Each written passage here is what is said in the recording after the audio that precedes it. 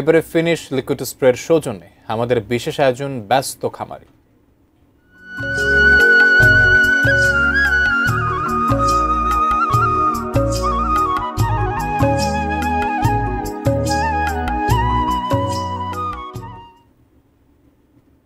প্রবাসী অধ্যুষিত সিলেট জেলায় এবছর কোরবানির পশুর চাহিদা উৎপাদন উভয়ই কমেছে।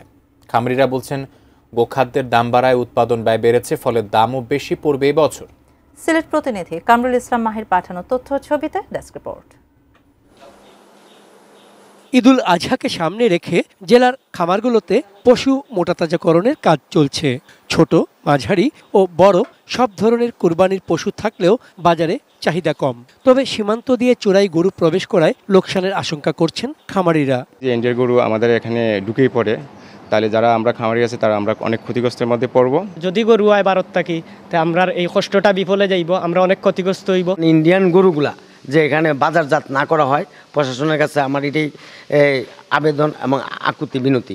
প্রাণী সম্পদ দপ্তর বলছে এবার জেলায় কুরবানির পশুর ঘাটতি নেই, বরং উদ্বৃত্ত রয়েছে 37,000। চলতি বছর সিলেট জেলায় কুরবানির পশুর চাহিদা ধরা হয়েছে 83,541টি। ষাঁড়, বলদ ও ছাগল মিলিয়ে প্রস্তুত আছে 1,02,278টি। গত বছরের চেয়ে তুলনামূলকভাবে এবার চাহিদা কমেছে 67,168টি পশুর। অন্যদিকে উৎপাদনও কমেছে 78,643টি। বিভিন্ন খামারে যখনই আমরা ভিজিটে যাচ্ছি উপজেলাগুলোতে, তখন আমরা খামারগুলো ভিজিট করতেছি এবং আমাদের জেলা পর্যায়ের কর্মকর্তা, উপজেলা পর্যায়ের কর্মকর্তা তাদের নিয়মিত পরিদর্শন তারা করে। পশুর ভালো দাম নিশ্চিত করতে চোরাই পথে যাতে গরু আসতে না পারে সে ব্যাপারে সতর্ক থাকতে হবে সংশ্লিষ্টদের, দাবি খামারিদের। Chandan Pal, desk report, ATN news.